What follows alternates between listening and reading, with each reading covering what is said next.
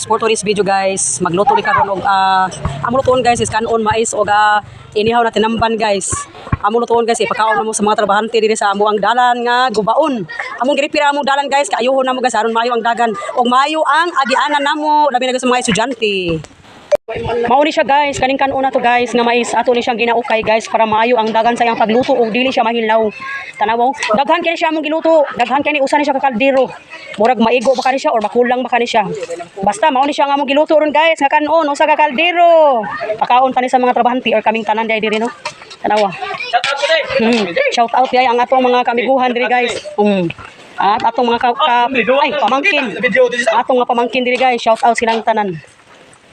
Para di ay ang amo ang inihaw na tamban guys, daghan kani siya guys oh. Daghan kani among giluto karon. Amo ni siyang ginasugba.